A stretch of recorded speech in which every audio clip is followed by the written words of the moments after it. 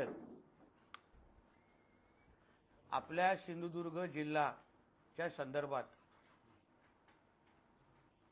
आणि सिंधुदुर्गाच्या विकासासंदर्भात ज्या काही महत्त्वाचे निर्णय झालेले आहेत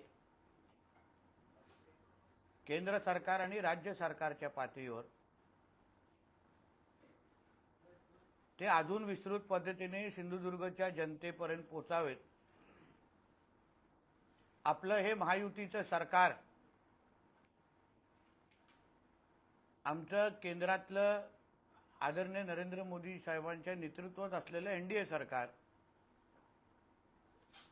हे किती प्रभावी पद्धतीने काम करत आहे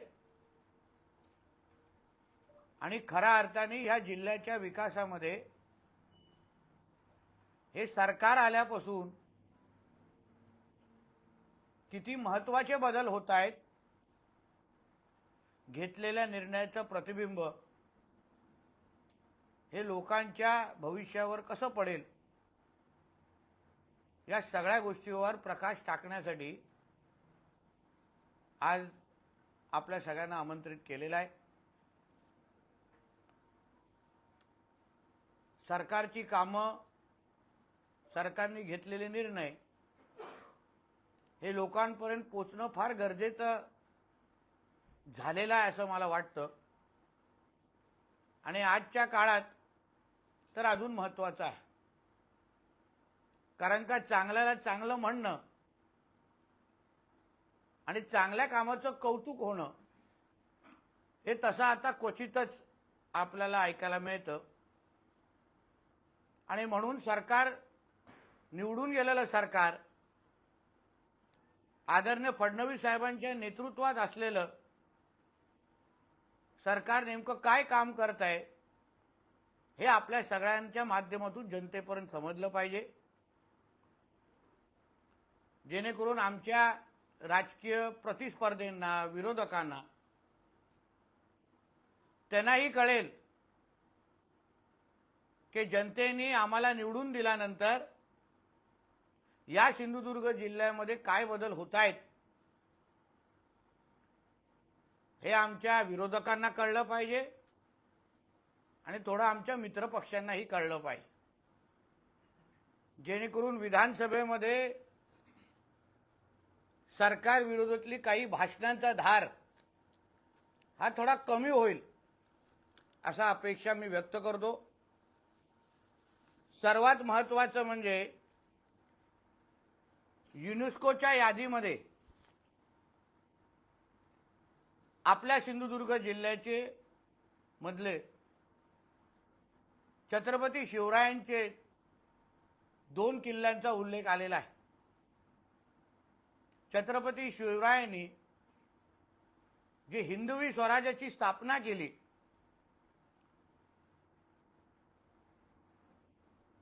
त्या स्वराज्य स्थापनेमध्ये सिंधुदुर्ग किल्ला आणि विजयदुर्ग किल्ला याच्या दोन्हीचं फार महत्त्व आहे। या दोन्ही किल्ल्याचा उल्लेख आता युनेस्कोच्या यादीमध्ये आलेला आहे। हे प्रत्येक शिवप्रेमीसाठी आणि माझ्या प्रत्येक सिंधुदुर्ग वासियासाठी हा एक अभिमानाचा क्षण आहे। कालपासून प्रत्येक जण जल्लोष करतोय आणि ह्यासाठी मी देशाचे पंतप्रधान आदरणीय मोदी साहेबांचं मनापासून आभार मानेन की खरा शिवभक्त कसा असतो, शिवरायांच्या विचारांवर चालणारा मावळा, याचं उत्तम उदाहरण म्हणजे आमचे आदरणीय मोदी साहेब आहेत। कारण का ह्या युनेस्कोच्या यादीमध्ये आपल्या महाराजांच्या किल्ल्याला मान मिळणं हेच आमच्या मोदीजींची आंतरराष्ट्रीय पातळीवर असलेली ताकदीचं खरं उदाहरण आहे। त्याचबरोबर राज्याचे मुख्यमंत्री आमचे आदरणीय देवेंद्र फडणवीसजी आणि या खात्याचे, सांस्कृतिक खात्याचे मंत्री आमचे आदरणीय आशिष शेलार साहेब यांनी ज्या पद्धतीने हा पाठपुरावा केला आणि आपल्या राज्यामधले शिवरायांचे किल्ले आज युनेस्कोमध्ये आणण्यासाठी जी जी ताकद लावली, जे जे कागदपत्र पुरवले, त्याचमुळे यादीमध्ये त्यांचं नाव आलेलं आहे. विजयदुर्ग आणि सिंधुदुर्गसाठी सन्मान्य खासदार राणे साहेबांनी केंद्र सरकारकडे असंख्य पत्रव्यवहार केले, काही महत्त्वाच्या विषयावर प्रकाश टाकला आणि त्यामुळे पण या पूर्ण कामाला हातभार लागला आहे. म्हणून त्यांचेही मी सिंधुदुर्ग जिल्ह्याचा पालकमंत्री म्हणून मी मनापासून आभार मानतो.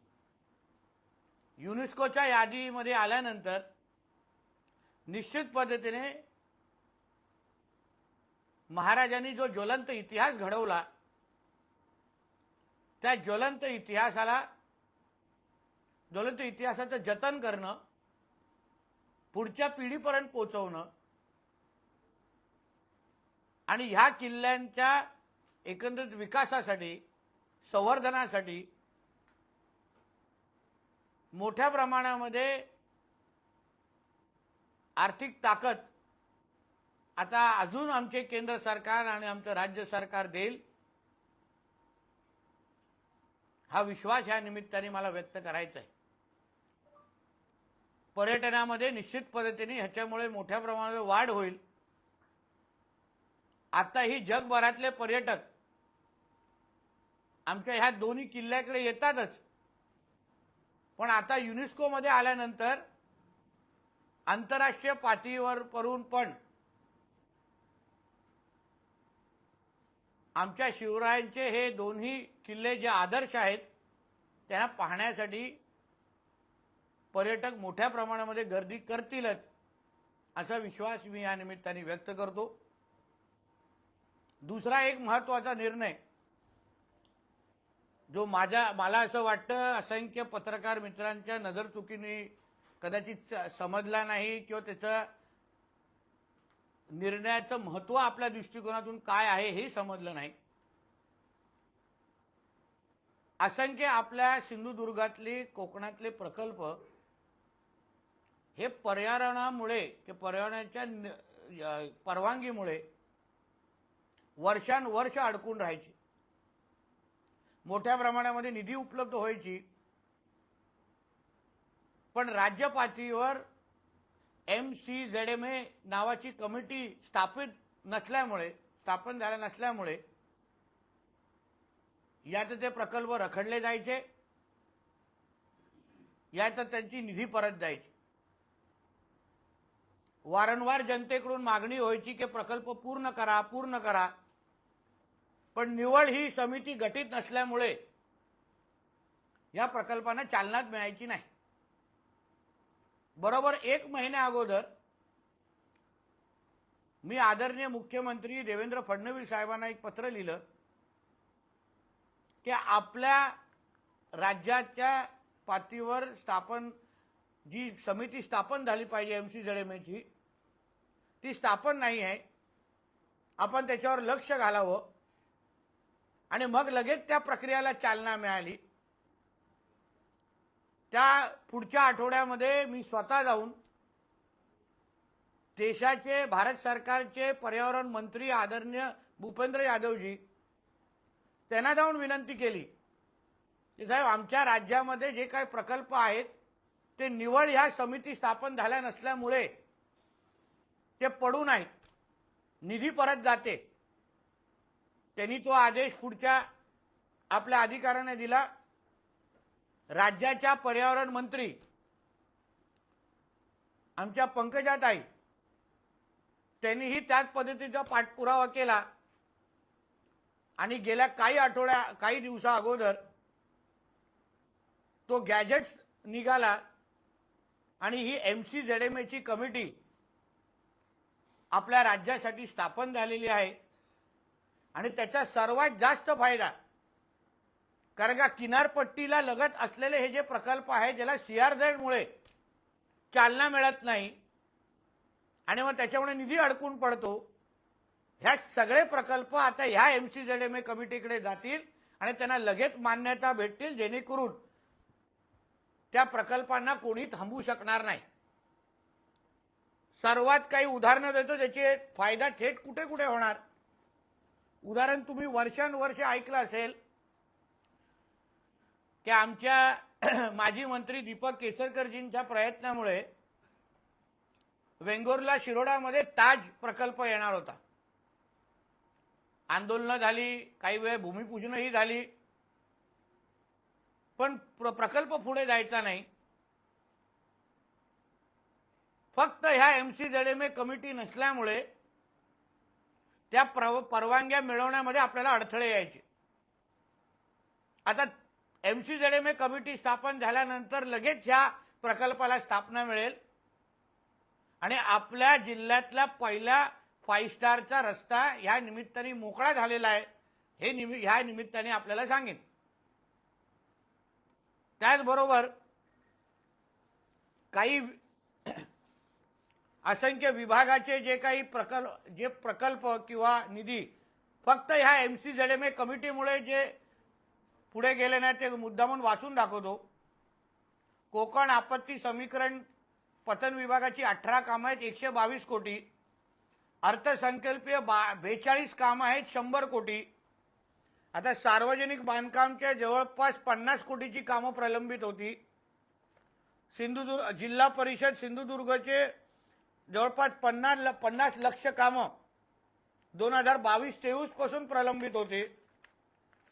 मालवण नगर परिषदेपासून वेंगुर्ला नगर परिषद मध्ये असंख्य ही कामं फक्त एमसीजेडएमए कमिटी नाही म्हणून ते प्रलंबित होते। पर्यटन विभाग ज्याच्या अंतर्गत समुद्र किनारी उभ्या कराव्या लागणाऱ्या शासकीय सोयीसुविधा अधिक सुविधा फक्त हे कमिटी नसल्यामुळे ते देऊ शकलो नाही। एमटीडीसीच्या जमिनी सीआरझेड 200 मीटरच्या मध्ये येतात, तिथे तात्पुरता सरोवेटेड टेंट हाऊस कोकणी हाऊस निर्माण होतील लगेच या एमसीजेडएमएच्या कमिटीमुळे। सीआरझेड लाईन 200 मिलीमीटर वरून 500 डेव्हलपमेंट झोन अधिक फायदेशीर होणार। पीपीपी तत्वावर सीआरझेड क्षेत्रात मोठ्या प्रमाणामध्ये विविध पर्यटन प्रकल्प आता आपण उभे करू शकतो। उंच डोंगर असेल, त्यावर सपाट जमीन असेल, खाली समुद्र असल्यास सीआरझेड लाईन कशी मोजली जाणार याबाबत आता स्पष्टता येईल। उदाहरण मी तुम्हाला काही जे देवगडचे आमचे मित्र आहेत, गजबा देवीच्या इथे आमचे जे मंदिर आहे मिठबावला, तिथे आमचे रवी फाटकजींच्या माध्यमातून काही कोट्यावधी निधी आणले गेले, जवळपास 24 कोटी 94 लाख। आमचे एकनाथ शिंदे साहेब जेव्हा मुख्यमंत्री होते तेव्हा त्याच्या इकडे पुलाचे बांधकाम आणि संरक्षण भिंत याच्यासाठी 24 कोटी आणून ठेवलेले। 24 कोटी काम पुढे जात नव्हतं, कारण का समिती गठीत नव्हती, समितीच्या समोर प्रश्नच यायचा नाही।